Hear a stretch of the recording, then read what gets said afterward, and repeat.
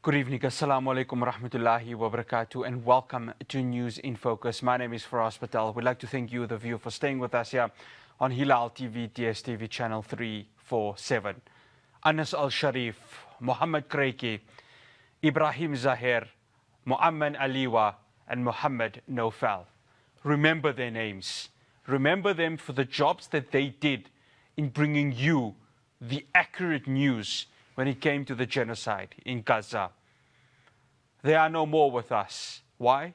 Because they spoke the truth and wanted to give the accurate reporting on the genocide. It happened on Sunday evening when a drone hit their displaced tent at the Al-Shifa hospital. They were among the 7 that were killed on that very same evening.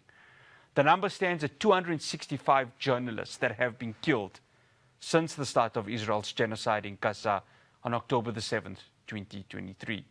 The most that have been killed in this century. And we ask ourselves this question: what will it take for the international community to make an even louder voice to what is happening? Joining me to take this conversation forward, I'd like to welcome Jalal Abu Khater, who is a human rights advocate based in Jerusalem. Jalal, assalamu alaikum rahmatullahi wa barakatuh, and shukran so much for joining us. Wa alaikum assalam, Faraz. It's good to be here. No, it's an absolute pleasure. You know, Jalal, I can't get this image off my head, and I'm sure you would have the same assertion that what I'm saying right now. When that ceasefire was announced in February this year, Anas taking off his media vest, and we thought, surely this would be a peaceful time for him. I look at that, and when they say he is the voice of Gaza, that image right there, that movement right over there, truly defined it, didn't it? It absolutely did.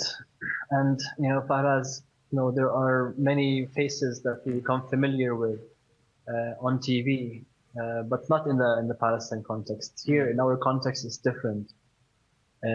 Anas was on TV since the first days of this genocidal slaughter, and he became famous because he was one of the few Palestinians, a few hundred thousands who remained in their homes in North Gaza. Anas is from Jabalia, and throughout 2 years of a horrifying genocide, it was his face and his colleagues, of course, that we followed closely, and we understood the stories of the people, the suffering, the extent of it, the level of destruction and annihilation that was going on in North Gaza, and of course later on in the city of Gaza. Many people had chosen to leave, the big mainstream, big names, journalists who had the capacity and capability to leave. They left early. Many people who remained knowing that they would be separated from their families, from their children, like Anas, from their wife, and they are doing this for the purpose of reporting. There are other colleagues who are also staying away from their families, and we know that they're doing this to tell the truth, to tell the story of what's happening, and you become connected with those people, not just because you're watching them on TV, but because you're talking to them, you're speaking, and they are you. They are just telling you what is happening in Gaza, and to kill those people who are telling us the truth, it's the highest level of cruelty you can imagine. You know, Jalal, I've been in communication with so many journalists in Gaza, and I think, you speak about the connection that you have with them, because it's not just a connection of fellow media colleagues. You become their friends, even though we are 1,000 miles away, where I am in Johannesburg to Gaza. You become friends. You have a connection to them, because the pain that the people are going through with this genocide in Gaza resonates with you. Is that a feeling that you've had, and you're probably much closer because you are in Jerusalem, which is a few hundred kilometers away from Gaza? Not even a few hundred, a few 10 kilometers, like 20, 30 kilometers, it's not that far. The idea that you become friends and you know them, it's very accurate, of course. And I haven't been to Gaza in many years because of the Israeli siege. I don't know people. If I go there, I don't know people on the ground to say, like, yeah, hi, I met you in person. Everyone I know from Gaza are people I met online through social media, or I met abroad and we stayed connected. When they go back to Gaza, we stay connected over social media. And this is how we connect as Palestinian people who are separated and isolated by this regime of apartheid and separation. Um, Not only Anas, for this genocide, we saw people who were speaking truth to power on every day, and they are strong, powerful, brave journalists. His colleague Ismail al-Ghul, Hassam Shbat, even one of the most prominent and most powerful journalists in Gaza who was reporting from north to south, east to west with his teams, Hassan Slayah. All those names I mentioned are very prominent journalists who we've had strong relations with, either professionally or just knowing them. And over the course of this genocide, all of those who I mentioned have been killed in a very deliberate manner. Hassam Shbat was targeted in an airstrike as soon as this ceasefire ended. You mentioned the ceasefire when Anas took off his helmet, his press gear. When Israel broke that ceasefire cynically, the first thing they did was assassinate the journalist Hassam Shbat. Before that, they also blew up the head of Ismail al-Ghul in a deliberate airstrike, on Ismail himself as a journalist.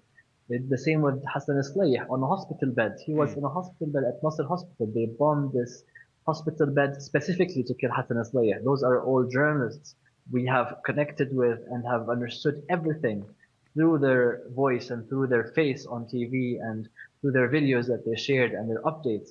This is a very deliberate way of, erasing Palestinians by erasing the voice of the Palestinians.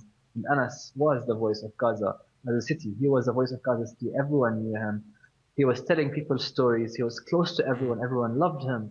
He was not just Al Jazeera journalist. He was the voice of the city under genocide.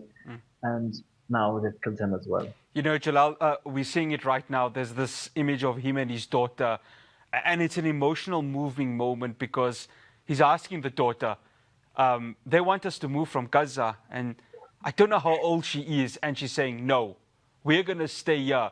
We are the children of this place. To be a Palestinian, and of course, Jalal, you would speak being one, and I've spoken since October the 7th to countless Palestinians. The fact that this is their land and they're not going to do anything to leave despite the occupation, despite the apartheid that's going on, despite the brutality, whether you are in Gaza and the occupied West Bank. That's a spirit you could never take from a Palestinian. Am I right in saying that? You are absolutely right. This is something we all feel. This is something intrinsically, characteristically Palestinian. Palestinians choose to stay in their homes.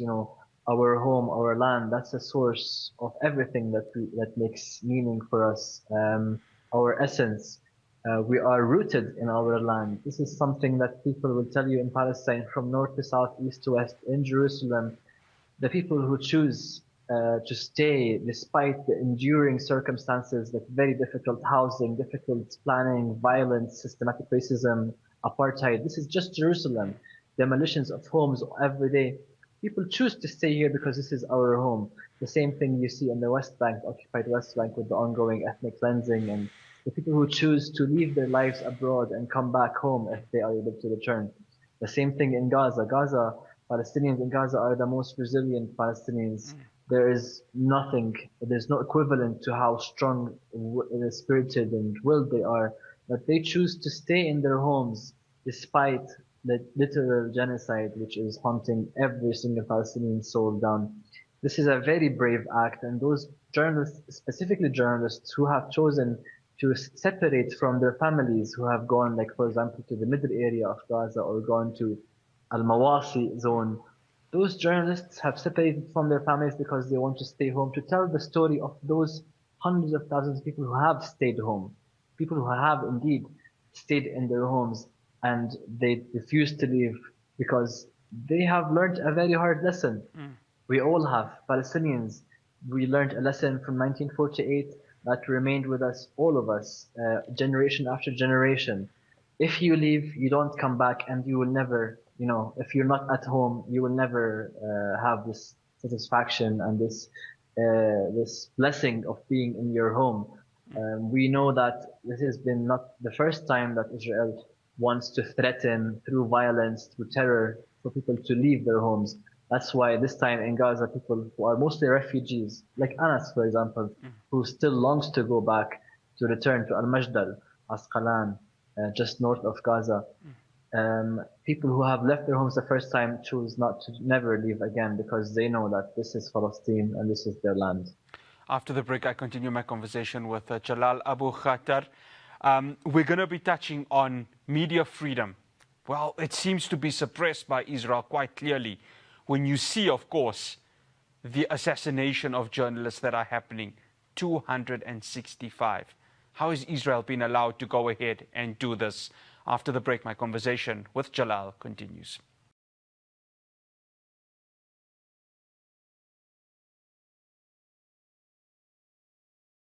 Welcome back to News in Focus. I'm still in conversation with Jalal Abu Khater, a human rights advocate based in Jerusalem. Jalal, when we see the number of 265, I was listening to an interview yesterday on Piers Morgan's show, and the audacity and the arrogance from Mike Huckabee, the ambassador of the US to Israel, in saying, well, there's a possibility that Anas al-Sharif could have been, quote unquote, a representative of Hamas. We've seen this narrative being pushed by Israel and many of the media across the West. And I think to myself, the audacity, the actual disgrace that they could still go ahead and mention this when a journalist who dedicated his life to telling the truth is still being peddled right here. You're correct to choose the word audacity. This is the audacity is something that's incomprehensible. Like, how do you lie with such, bare face, just such bare-faced lies, repeatedly used and repeatedly debunked many times before. They did the same with the other colleagues of Anas who the Israelis have already killed. They accused them of being mentioned on a list, and they would put a screenshot of some list they found, and sometimes they don't realize the dates don't make sense. The names don't make sense. The locations, for example, for Anas, even the evidence, I don't want to call it evidence. The fabrications that they shared does not add up, and it's ridiculous because this is the Israeli army officially putting out those statements, and we all understand what the purpose is. Any real journalist knows not to take it for credible value. Any real journalist knows that they have to question, because a history of serial lies would tell you that you don't believe what they say. This has been proven many times before, especially in the case of Shireen Abu Akleh when they killed Shireen, also for being a journalist in the West Bank. The same thing is happening now. The evidence does not add up, even if the evidence that they are presenting is credible. Even if it's credible, there is zero justification to assassinate deliberately journalists because their names were mentioned on some lists, when we know that Israeli journalists, for example, most of them are reservists in the army who are actively serving the military and the genocide, and some of them are even going around to blow up houses during their jobs as journalists in the Israeli journalists in general, embedded with the army. It's a ridiculous assumption to say that even if they had some record in the past that they are to be assassinated, when we know Anas has been on TV telling the story day in, day out, 24/7 over the past 2 years. He's not left us for a moment. He's not left the screen for a moment. He's been doing his job, and any real journalist who's been following would understand this is a deliberate targeting of the voice of Gaza. There is no other reason to target Anas al-Sharif with this kind of manner. And something else that was mentioned by an Israeli journalist, actually, who's been doing investigative work, is that the Israeli army has developed a new unit. Its purpose is to come up with documents that could justify targeting an individual in Gaza. This unit was tasked with coming up with those documents that will be used as, the fuel that would be thrown out by the Israeli army spokesperson so that they can claim that he is part of Hamas, for example. There's lack of evidence that is staggering. The audacity is crazy. This is something they do once, twice, 3 times, and they are still doing it because there is total impunity. no one is holding them accountable. So they are not changing their behavior. They're just becoming more audacious in their criminality. You know, Jalal, you bring up there is no real accountability. And I saw your tweet yesterday, or can we say X? You had X'd, this is an attack on the truth on what is happening in Gaza with the genocide. And I go to Shireen Abu Akleh in 2022 when it was quite clear she was killed by Israeli authorities, and yet it was swept under the carpet. We see this happening now. It's been swept under the carpet. There is a noise being made, but no real tangible action that is being taken against Israel. It is a violation of international law. The United Nations has mentioned it, and yet Israel still continues to go ahead and kill journalists. 265, the most that we have seen in the century, and yet nothing is being done. This is the norm that has been created, and Israel still goes ahead and gets away with it. Indeed, as you mentioned it exactly, and this is the result of impunity. There is lack of accountability on so many fronts. Not only is the UN crippled through its mechanisms, despite countries doing the most through the UN mechanism, but still states are not taking up their responsibility to protect the Palestinian people from the genocide. Many different entities, when it comes to work, professional networks, groups, unions, there could be more done for journalists to protect Palestinian journalists, especially if all journalists globally would call out Israel's deliberate systematic slaughter of Palestinian journalists. There can be more done if sports organizations, institutions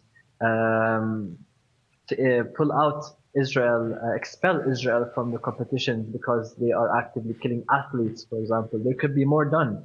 There could be much more done by states, by many different actors. But we know that the reason they're not doing it, we don't know the reasons they're not stopping the genocide, but we know that this is the reason Israel is feeling so emboldened and enjoys impunity to do it again and again and again. And as you say, sweeps everything else under the rug as they just continue to do more crimes, and we seem to forget, but of course we never forget about their crimes.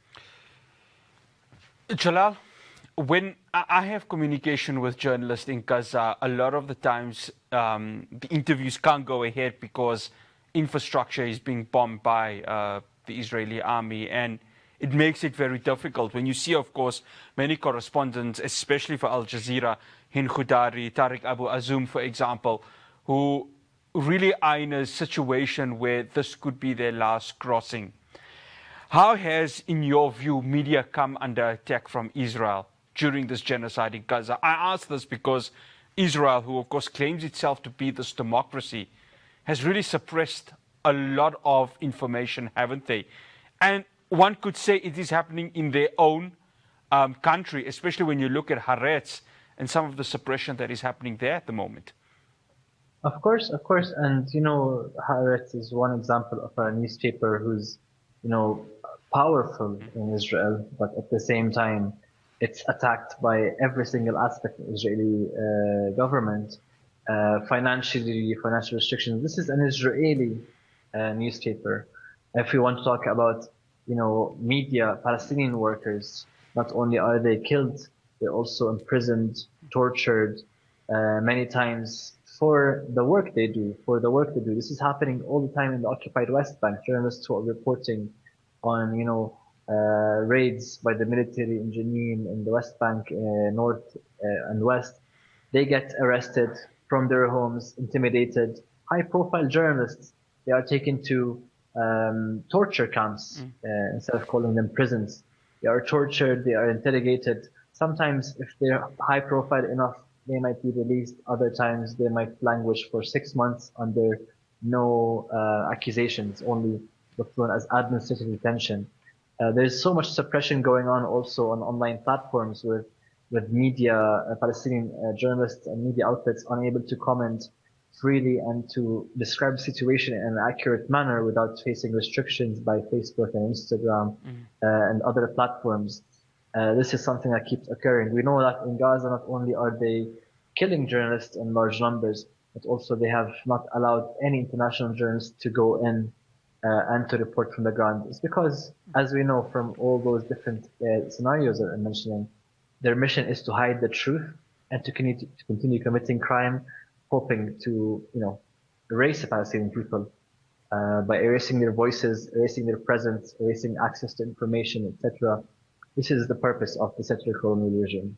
One final question, Jalal. The deaths of Anas, Muhammad, Ibrahim, Mu'amman, and Muhammad Naufal, it's only going to inspire a new generation of media practitioners from Palestine, isn't it? Because they leave a mark, especially in a genocide like this, where every young boy and girl from Gaza or from the occupied West Bank or from across Palestine, even across the world, are going to look at it and say, that was bravery we have never seen in a very long time.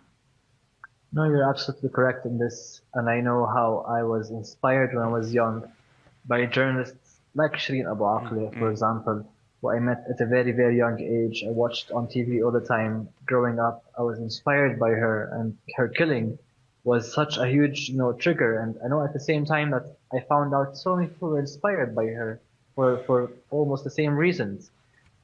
Brave voices who are speaking truth to power. The same thing in Gaza. Everyone's watching the genocide unfolding in Gaza, and everyone knows who Anas al-Sharif is. He will have left a permanent mark. He's immortalized now. Anas is immortalized, and we will see that in the next generations who are growing up to continue the mission that Anas did very well before he was assassinated. Jalal, absolute pleasure having you on. Shukran so much for joining us. Assalamu alaikum wa rahmatullahi wa barakatuh. Alaikum assalam. Thank you so much. That's Jalal Abu Khater, a human rights advocate based in Jerusalem, honoring the life of the slain journalists who were brutally murdered on a Sunday night by Israel. After the break, the Hujjaj season. What is the status of our future Hujjaj? Well, the Democratic Alliance is asking for answers from the International Relations Department and Sahuk. I'm going to be talking to Hasina Ismail, the DA spokesperson on tourism, after the break.